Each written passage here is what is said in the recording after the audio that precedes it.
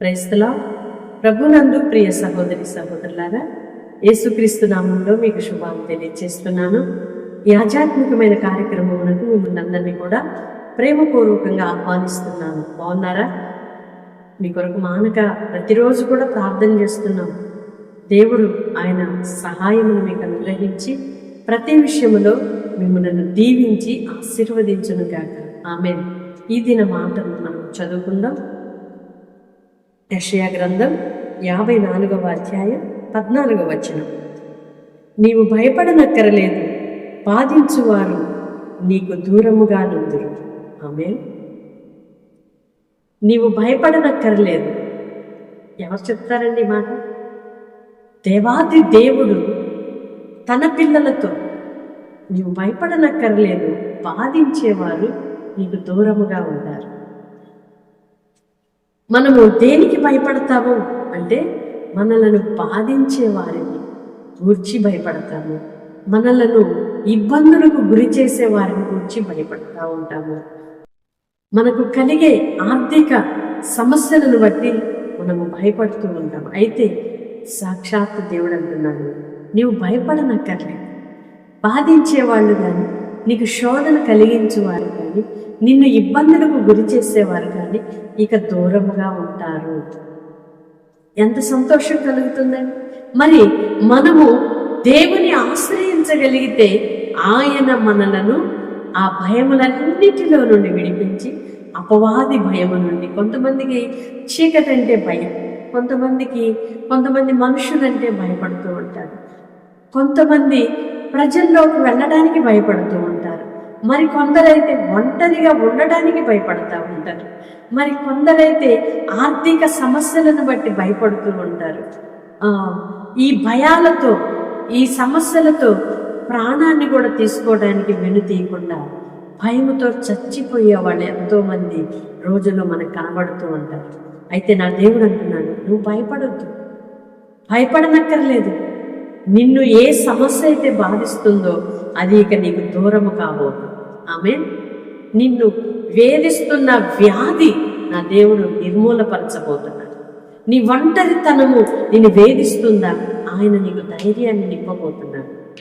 విశ్వసించగలిగితే దేవుని శక్తి కలిగిన కార్యము నేడే చూచుదువుగాక. ఆమేన్. దేని గురించి భయపడొద్దండి.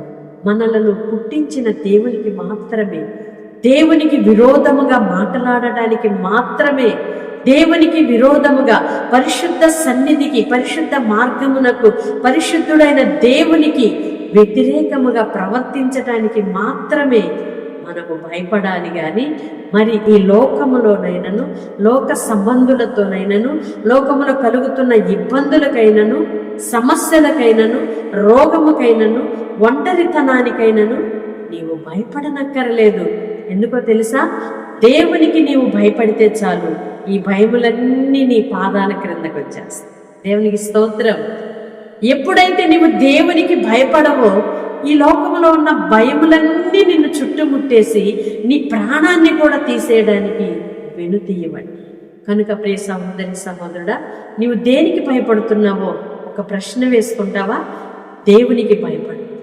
దేవుని ఆయన ఆజ్ఞకు నీవు భయపడు. దేవుని ఆజ్ఞను ధిక్కరించడానికి భయపడు. తండ్రికి మనం భయపడి ఆయనకు లోబడితే ఈ లోకమంతటిని ఏలమని ఆయన మనకిచ్చాడని, లోక అధికారమంతయు మన చేతి చిక్కించాడని. కనుక దేనికి భయపడుతున్నావు ఒక ప్రశ్న వేసుకొని దేవునికి మాత్రమే నేను భయపడతాను అని ఒక నిర్ణయానికి వద్దాం.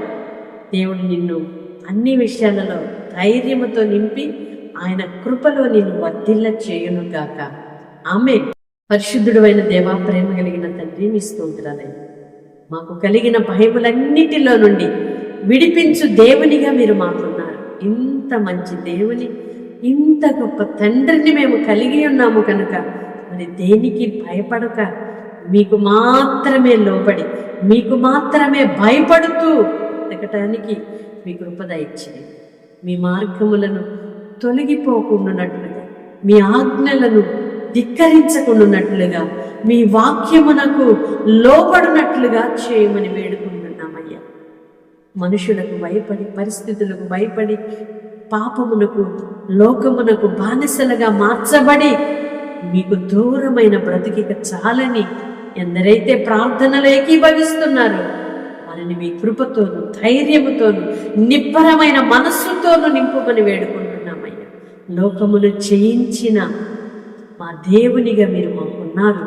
లోకమును జయించిన విజయుడుగా మీరు మాతో ఉండగా మరి దేనికి భయపడక మీకు మాత్రమే లోబడి లోకమును జయించగలిగిన, అపవాది యుక్తులను ఎదిరించగలిగిన, సాతాను సంబంధులను ఎదిరించగలిగిన కృపా అభిషేకముతో నింపి నడిపించు.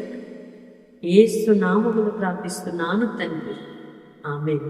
సమస్త భయములన్నిటిలో నుండి నా దేవుడు మిమ్ములను విడిపించునుగాక.